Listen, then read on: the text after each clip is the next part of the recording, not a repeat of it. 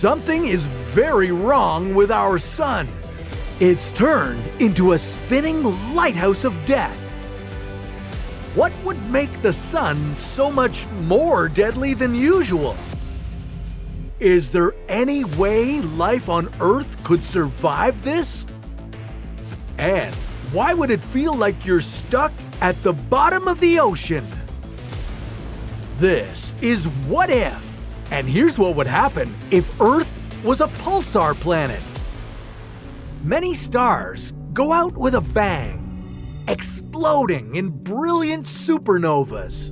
But our sun has gone straight to becoming a pulsar, sometimes called a neutron star.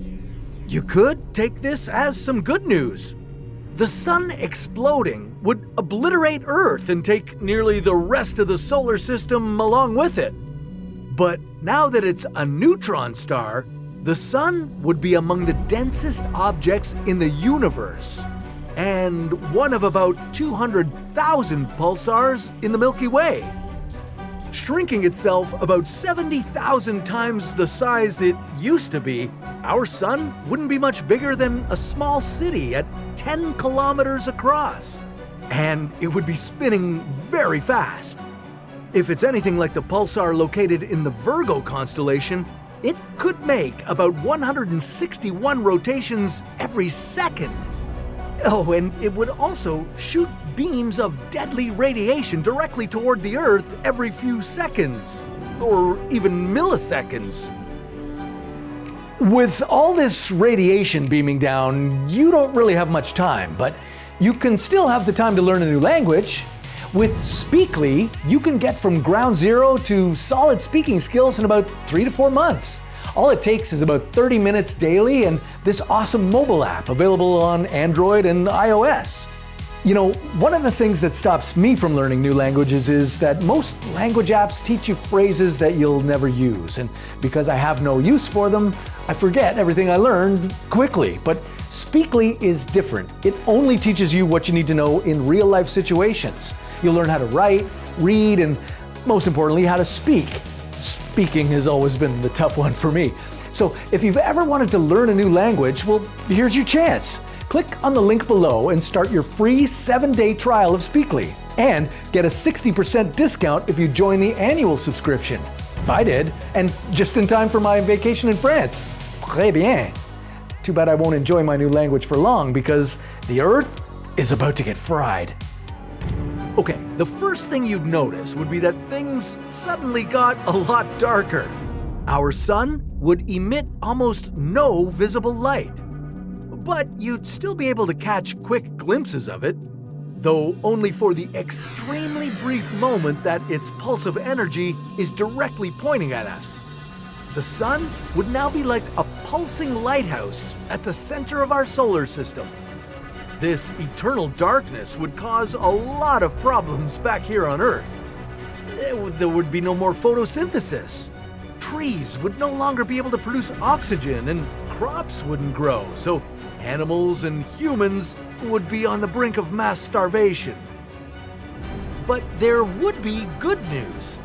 Astronomers have found exoplanets existing in a pulsar's habitable zone, so maybe, just maybe, you'd have a chance to survive this. Run, OJ! Run! Especially because the habitable zone of a pulsar could be nearly as large as a normal star.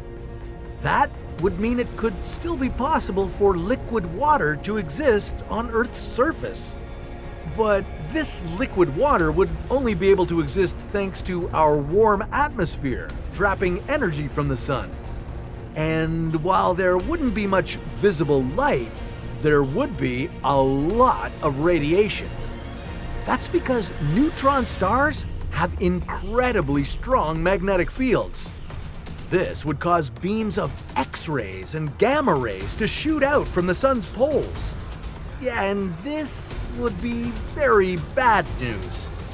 All this radiation would be highly lethal. In order to prevent it from reaching the Earth's surface, our atmosphere would need to be thicker, maybe as thick as 1 million times what it is today.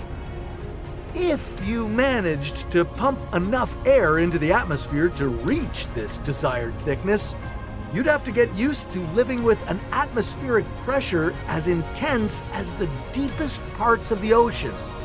It would be like going down 10 kilometers to the bottom of the Mariana Trench. But you wouldn't be able to get close to that depth before you'd be completely crushed. Before you even hit the halfway point, your eardrums would rupture and your lungs would fill with blood and collapse. But you might not need to worry about this because Earth wouldn't be able to hold such a dense atmosphere in place. The relentless radiation would just blast it away. And if enough of the atmosphere disappeared, the liquid water on Earth's surface would eventually boil away.